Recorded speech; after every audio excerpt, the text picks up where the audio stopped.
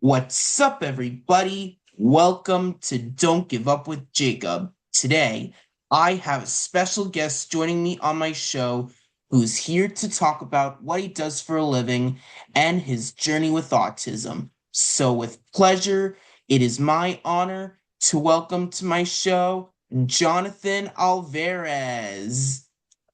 Thanks, Shaka, for the warm introduction. I'm very excited to just share what I can and how I can hopefully inspire other people with autism. And there's so many things that are possible. That's right, there really are. So, welcome to my show, Jonathan. I'm so glad that you're here so we can have a nice conversation with our lives. Yeah, I'm excited. Let's do it. All right. So, first off, I want you to give a little introduction about yourself, introduce yourself to my audience, and describe what you do for a living and what inspired you to do stuff for a living. Awesome. So, my name is Jonathan Alvarez. I have a currently a startup company teaching soft skills to students. Skills like communication, conflict resolution, empathy, a lot of the skills that schools don't really teach. Schools are more focused on math, science, and English, which are very important. The problem is being able to communicate is just as important as one plus one, right? So, my a little bit about my backstory. I was diagnosed with autism at 17 years old, and I'm considered a high functioning autistic person, meaning that I can do day-to-day tasks, but it can be somewhat difficult. So growing up, it was really confusing. I didn't really understand how people communicate or social interactions. And so I felt always a little bit different. I felt weird, and I didn't really get it until I was diagnosed at 17. And so it was difficult at first, accepting this part of my life, but now I am almost 24. So it's been quite a while since I was diagnosed. But I'm realizing that this part of me is a superpower. And it it really helps me understand the way I view the world and how I can even help people with autism. Wow, sounds very neat. I also went through some of the same things. Like, I got diagnosed with autism when I first moved to a new state. I had no idea what was going on, and I thought the doctors just wanted to play fun games and do fun puzzles with me. But little did I know it was actually a test because I was originally diagnosed as developmentally delayed, and when we moved to a new state, I couldn't still have the diagnosis of developmentally delayed. So once I got diagnosed with autism, that's when things started to really make sense to me and why I was seeing the world in different ways, why I was thinking of stuff differently. It was like putting together a huge puzzle, and I'm proud to have autism because I also consider it my superpower. Right, exactly. It is our power. Yeah. Cool. I mean, exactly what you said. It didn't make sense when interacting with different other kids. And even growing up, I didn't understand how even certain adult interactions worked.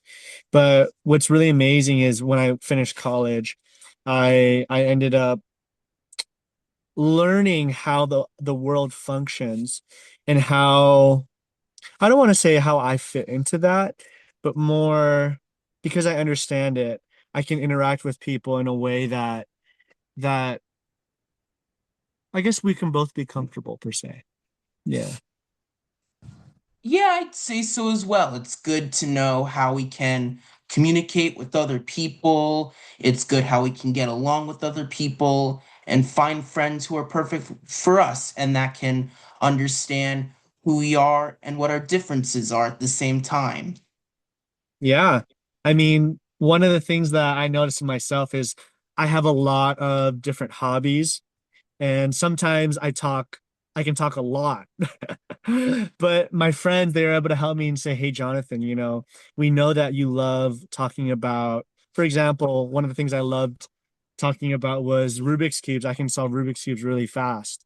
And I have different Rubik's cube puzzles and and yeah, and they taught me like, hey, Jonathan, sometimes people also want to talk about what they like. And I was like, really? Not just Rubik's cubes? So because I understand these social interactions, I'm able to have more healthy dialogue with people. Yeah, Sounds very neat. It's great to have people who really know and understand who you are, just like I've stated. And I also have a lot of hobbies. Like, I love drawing and coloring, writing, public speaking. So, yeah, we are a lot alike each other. yeah, yeah. I mean, I think it's interesting because not to say there's something wrong with us. It's just I understand the perspective of the neurotypical person and how they view certain interactions.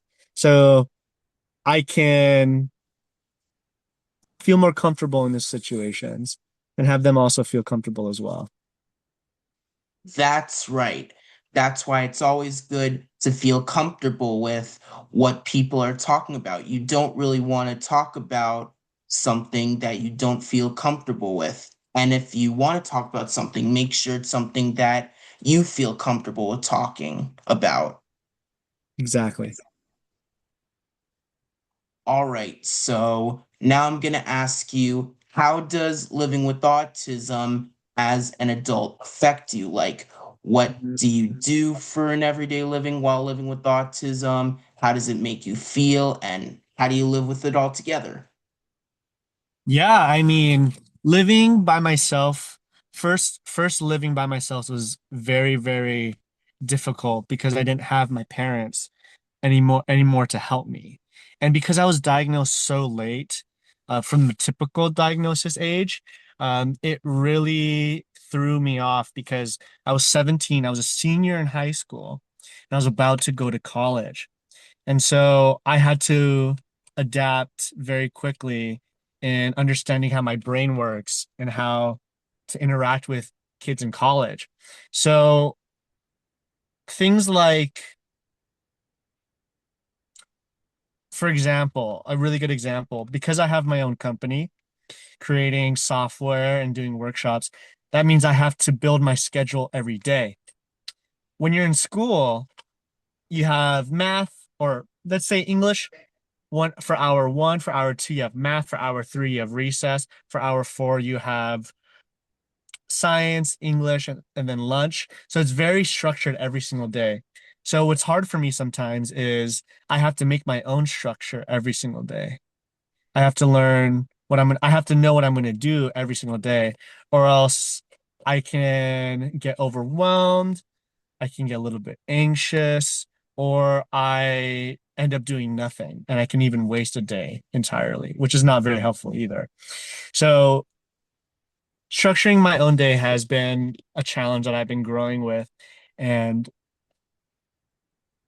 I can see how that can be very difficult for me or other people with autism as well. I definitely see it as well. And it's very tough when you're graduating high school and going to college because you're preparing yourself for the real world that most people live in today. And that's tough. And especially not having your parents around to help you and not having like any friends in college yet. I definitely get it. It's tough. So that's why you should enjoy your young life while you can, and enjoy your teen and adult years while you can as well. Yeah, I mean, we should enjoy life in every part of our lives. I don't think we ever want to not enjoy different parts of our life, right? I think. Remind me, Jacob, how old are you? I'm a teenager who is about to finish my sophomore year. Wow. See, like you have so much life. I have so much. I'm also young. I we have so much life to live, and I think it's beautiful because even though we struggle with certain things, it it doesn't mean life isn't beautiful in that moment. That's right. Nothing about our life can't be ugly, it can't be hideous, nor can it be awful. That's why we should enjoy every day of our lives to the fullest as possible and enjoy it while it's still young. Yeah, I agree. I agree.